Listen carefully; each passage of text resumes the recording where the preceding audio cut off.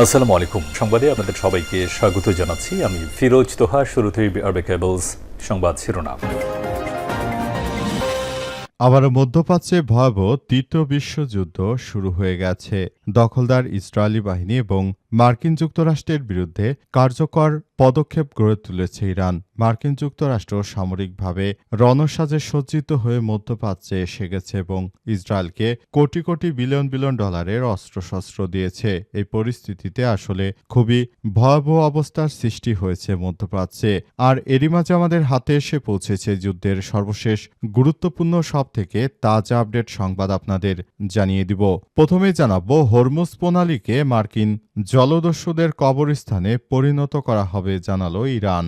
মার্কিন বাহিনীকে জলদস্যু আখ্যা দিয়ে হরমুজ প্রণালীকে তাদের জন্য কবরস্থানে পরিণত করার হুমকি দিয়েছে ইরানের শীর্ষ কর্মকর্তা উপদেষ্টা মোহসেন রেজাই। আর সামাজিক যোগাযোগ মাধ্যম এক্সে দেয়া বিবৃতিতে তিনি মার্কিন যুক্তরাষ্ট্রকে এই হুঁশিয়ারি দিয়েছেন। এরপর জানাবো, মধ্যপ্রাচ্যের আকাশে অস্বাভাবিকভাবে সামরিক তৎপরতা বাড়াল যুক্তরাষ্ট্র। যুদ্ধবিরতির মধ্যেই মধ্যপ্রাচ্যের আকাশসীমায় যুক্তরাষ্ট্রের সামরিক উড়োজাহাজ চলাচলের সংখ্যা অস্বাভাবিকভাবে বেড়েছে। এসবের বড় অংশ মূলত সামরিক পরিবহন এবং আকাশে জ্বালানি সরবরাহকারী বিমান। জানা যাচ্ছে যে আবারও তারা ইরানে আক্রমণ করার জন্য পুরোপুরি প্রস্তুতি নিয়ে এসেছে। এদিকে গাজার ধ্বংসস্তূপে এখনো আটকা ৮,০০০ নিরীহ ফিলিস্তিনির মরদেহ। ইসরায়েলের হামলায় গাজার ধ্বংসস্তূপের নিচে এখনও প্রায় ৮,০০০ নিহত ফিলিস্তিনির মরদেহ আটকা পড়ে আছে বলে ধারণা করা হচ্ছে। ইসরায়েলের ২ বছরব্যাপী সামরিক অভিযানের পর এখনও ১% ও কম ধ্বংসাবশেষ অপসারণ করা হয়েছে। এই ধ্বংসাবশেষ সরাতে অন্তত ৮ বছর সময় লাগবে। সেখানে আসলে চাপা পড়ে আছে নিরীহ ফিলিস্তিনিদের নিথর দেহ। এবারে জানাবো, ইরানের উপকূলে বাল্ক ক্যারিয়ারে ভয়াবহ হামলা। ইরানের উপকূলের কাছে একটি বাল্ক ক্যারিয়ার জাহাজে একাধিক ছোট ছোট নৌযান থেকে ভয়াবহ হামলার ঘটনা ঘটেছে বলে জানিয়েছে যুক্তরাজ্যের মেরিটাইম ট্রেড অপারেশনস বা ইউকেএমটিও সংস্থা। সংস্থাটি জানিয়েছে উত্তরমুখী জাহাজটি ইরানের সিরিক শহরের প্রায় ১১ নটিক্যাল মাইল বা ১৮ কিলোমিটার পশ্চিমে অবস্থান করছিল। এ সময় ছোট ছোট নৌযান থেকে এই হামলা করা হয়। এবং সর্বশেষ জানাবো, অবসরে পাঠানো হলো ১৭ জন পুলিশ কর্মকর্তাকে। বাংলাদেশ পুলিশের ১৬ জন ডিআইজি এবং একজন অতিরিক্ত ডিআইজিকে বাধ্যতামূলক অবসরে পাঠিয়েছে সরকার। আজ স্বরাষ্ট্র মন্ত্রণালয়ের এক প্রজ্ঞাপনে এই তথ্য নিশ্চিত করা হয়। এতে সই করেছে মন্ত্রণালয়ের সিনিয়র সচিব মোর্শেদ চৌধুরী। প্রিয় দর্শক, এতক্ষণ শুনছিলেন সংবাদ শিরোনাম, এবারে বিস্তারিত। তবে তার আগে বন্ধুরা, অনুরোধ থাকবে এই সংবাদটিতে একটি লাইক দিন। এই চ্যানেলে আপনি নতুন হয়ে থাকলে আমাদের সংবাদটি দেখতে দেখতে চ্যানেলটি সাবস্ক্রাইব করে রাখুন। কমেন্ট করে বন্ধুরা আপনার মূল্যবান মতামত জানিয়ে দিন আপনি বিশ্বের কোন দেশ থেকে বা বাংলাদেশের কোন স্থান থেকে আমাদের সংবাদটি দেখছেন এবং শুনছেন। আর বন্ধুরা, সংবাদটি আপনার সোশ্যাল মিডিয়া ফেসবুকে শেয়ার করে নিরীহ ফিলিস্তিনিদের ভালোবেসে থাকলে বন্ধুরা কমেন্টে ইয়েস লিখে পুরো বিশ্বকে আমাদের এই সংবাদটি দেখার সুযোগ করে দিন। আপনি যদি গাজা যুদ্ধে নিরীহ ফিলিস্তিনিদের ভালোবেসে থাকেন বন্ধুরা কমেন্টে ইয়েস লিখে পুরো বিশ্ববাসীকে আমাদের এই সংবাদটি দেখার সুযোগ করে দিন। আর বন্ধুরা, কমেন্ট করে আপনার মূল্যবান মতামত জানিয়ে দিন। এবারে বিস্তারিত। হরমুজ প্রণালীতে মার্কিন জলদস্যুদের কবরস্থানে পরিণত করা হবে, ইরানের হুঁশিয়ারি। ইরানের শীর্ষ সামরিক উপদেষ্টা মোহসেন রেজাই হুঁশিয়ারি দিয়ে জানিয়েছেন মার্কিন বাহিনীকে জলদস্যু আখ্যা দিয়ে হরমুজ প্রণালীতে তাদের কবরস্থানে পরিণত করা হবে বলে হুঁশিয়ারি দিয়েছেন ইরানের শীর্ষ সামরিক কর্মকর্তা।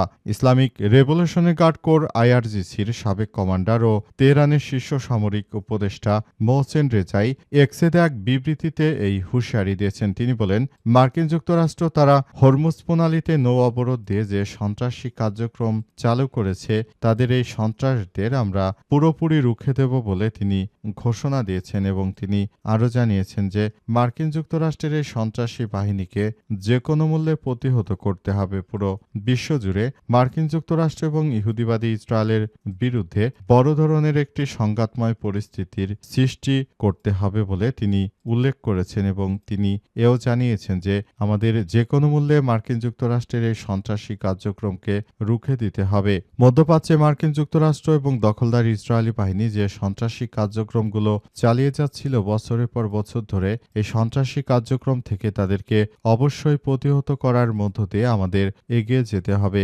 মধ্যপ্রাচ্য জুড়ে মার্কিন যুক্তরাষ্ট্র এবং ইহুদিবাদী ইসরায়েলের এই সন্ত্রাসী কার্যক্রমগুলো অচিরেই আসলে শেষ করতে হবে বলে জানিয়েছেন তিনি এবং তিনি মনে করেন দখলদারদের এখনই তাদেরকে শায়েস্তা করার জন্য উপযুক্ত সময়। তাদেরকে যতক্ষণ পর্যন্ত শায়েস্তা না করবে ইরানের ইসলামী বিপ্লবী গার্ড বাহিনীর সদস্যরা ততক্ষণ পর্যন্ত ইরান থামবে না বলে তিনি হুঁশিয়ারি দিয়েছেন এবং তিনি জানান মুসলিমরা কখনো আল্লাহ ছাড়া কারো সামনে মাথা নত করে না। মধ্যপ্রাচ্যের আকাশে অস্বাভাবিকভাবে সামরিক তৎপরতা বাড়ালো যুক্তরাষ্ট্র।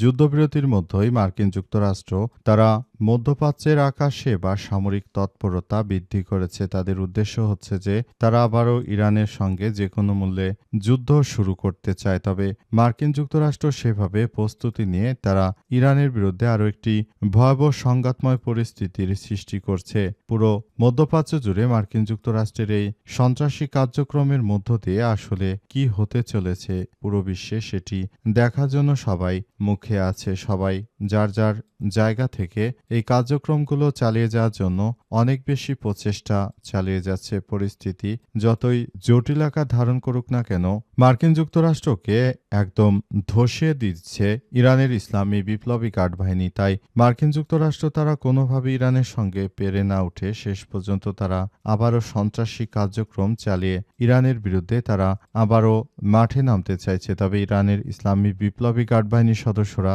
তারা সরাসরি জানিয়ে দিয়েছে যে মার্কিন যুক্তরাষ্ট্রকে ধসিয়ে দেওয়ার জন্য ইরান একাই যথেষ্ট। যে কোনো মূল্যে মার্কিন যুক্তরাষ্ট্রের এই সন্ত্রাসী কার্যক্রমগুলো ইরান নস্যাৎ করে দেবে বলে নিশ্চিত করা হয়েছে এবং আরও জানানো হয়েছে যে এর জন্য পুরো পরিস্থিতি দেখভাল করার মধ্য দিয়ে যেতে হচ্ছে এবং এর পেছনে আসলে কারা রয়েছে, কি উদ্দেশ্য, সেটি মার্কিন যুক্তরাষ্ট্র এখন পর্যন্ত খোলাসা করতে পারেনি। এই যুদ্ধ আসলে ইহুদিবাদীরা চালাচ্ছে নাকি আমেরিকা চালাচ্ছে সেটি এখন পর্যন্ত বোঝা যাচ্ছে না। মূলত মার্কিন যুক্তরাষ্ট্রে যারা সরকার প্রধানে আসেন তারা এই প্যাক থেকে বিভিন্ন রকম আর্থিক সহযোগিতা পেয়ে থাকেন।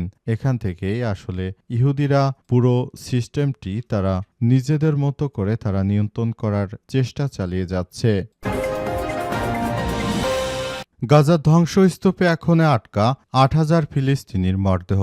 গাজার ধ্বংসস্তূপের নিচে এখনও প্রায় ৮,০০০ নিহত ফিলিস্তিনি মরদেহ আটকে পড়ে আছে বলে ধারণা করা হচ্ছে। ইসরায়েলের ২ বছরব্যাপী সামরিক অভিযানের পর এখনও ১% কম ধ্বংসাবশেষ অপসারণ করা গেছে। আজ সংবাদ মাধ্যম আনাদুলো এজেন্সির প্রকাশিত এক প্রতিবেদনে বলা হয়েছে যে জাতিসংঘ উন্নয়ন কর্মসূচি বা ইউএনডিপি এক কর্মকর্তার মতে ধ্বংসাবশেষ অপসারণের কাজ অত্যন্ত ধীরগতিতে এগোচ্ছে। বর্তমানে এই গতিতে প্রক্রিয়া শেষ হতে ৭ বছর সময় লেগে যাবে। এখনও পুরো গাজা জুড়ে ধ্বংস বিধ্বস্ত ভবনের নিচে হাজার হাজার মরদেহ চাপা পড়ে আছে বলে জানা গেছে। মূলত মার্কিন যুক্তরাষ্ট্র শুরু থেকে তারা ইরানের বিরুদ্ধে যে সন্ত্রাসী কার্যক্রমগুলো চালিয়ে যাচ্ছিল, এই সন্ত্রাসী কার্যক্রমগুলো চালানোর ফলে এই সমস্যাগুলো এখন সামনে এসেছে। সারা বিশ্বব্যাপী মার্কিন যুক্তরাষ্ট্র এবং দখলদার ইসরায়েলি বাহিনী তারা যতই সন্ত্রাসী কর্মকাণ্ড চালাক না কেন এদের বিরুদ্ধে ইরান পুরোপুরি এখন কার্যক্রম চালিয়ে যাচ্ছে। ইরানের ইসলামী বিপ্লবী গার্ড বাহিনীর সদস্যরা তারা শুরু থেকে মার্কিন যুক্তরাষ্ট্রের এই সন্ত্রাসী কার্যক্রমগুলোকে সাপোর্ট দেয়নি, বরং তারা মার্কিন যুক্তরাষ্ট্রকে সরাসরি জানিয়ে দিয়েছে যে তাদেরকে পশ্চিমা যে ন্যারেটিভ রয়েছে সেটি পরিহার করে বন্ধুত্বসুলভ আচরণ করার মধ্য দিয়ে তাদেরকে এগিয়ে আসতে হবে। তারা যদি মনে করে যে এটি তাদের জন্য খুবই ভালো কোনো বিষয়, সেটি আসলে সবার জন্য খুবই খারাপ একটি বিষয় হয়ে সামনে আসতে পারে বলে এমন তথ্যই সামনে এসেছে। ইরানের উপকূলে বাল্ক ক্যারিয়ার জাহাজে হামলা। ইরানের উপকূলের কাছে একটি বাল্ক ক্যারিয়ার জাহাজে ছোট নৌযান থেকে হামলার ঘটনা ঘটেছে বলে যুক্তরাজ্যের মেরিটাইম ট্রেড অপারেশনস বা ইউকেএমটিও জানিয়েছে। সংস্থাটি জানায়, উত্তরমুখী জাহাজে ইরানের সিরিক শহরের প্রায় ১১ নটিক্যাল মাইল বা ১৮ কিলোমিটার পশ্চিমে অবস্থিত এই জাহাজে ছোট নৌযান থেকে হামলার শিকার হয়েছে। তবে স্বস্তির বিষয় হলো জাহাজটির সব নাবিক নিরাপদে রয়েছে এবং এই ঘটনার কোনো পরিবেশগত ক্ষতির খবর পাওয়া যায়নি। ঘটনার বিস্তারিত কারণ এবং হামলাকারীর সম্পর্কে এখনও কোনো নিশ্চিত তথ্য পাওয়া যায়নি। তবে অনেকেই জানিয়েছে যে সেখানে মূলত এই আক্রমণ চালিয়েছে ইরান, কারণ ইরানের পক্ষ থেকে জানা গেছে যে মার্কিন যুক্তরাষ্ট্র এবং ইহুদিবাদীরা তারা ইরানের বিরুদ্ধে যে সন্ত্রাসী কার্যক্রমগুলো চালিয়ে যাচ্ছিল, মূলত এই সন্ত্রাসী কার্যক্রমগুলো চালানোর মধ্য দিয়ে এটি করা হচ্ছে এবং ধারণা করা হচ্ছে যে সবাইকে এসব বিষয় নিয়ে খুবই গুরুত্ব দিয়ে সব কার্যক্রমগুলো চালিয়ে যেতে হবে। পুরো মধ্যপ্রাচ্য জুড়ে মার্কিন যুক্তরাষ্ট্র এবং দখলদার ইসরায়েলি বাহিনী তারা যে ধরনের সন্ত্রাসী কার্যক্রমগুলো আসলে চালিয়েছিল সেটি সবার মনেই ব্যথিত করেছে। মার্কিন যুক্তরাষ্ট্র আবারও যে সন্ত্রাসী কার্যক্রম শুরু করেছে এটি আসলে মেনে নেওয়া যায় না। মার্কিন যুক্তরাষ্ট্রের এই সন্ত্রাসী কার্যক্রম শুরু করার পরই ইরানের ইসলামী বিপ্লবী গার্ড বাহিনীর সদস্যরা তারা যে কোনো মূল্যে এই সমস্যা আসলে মোকাবেলার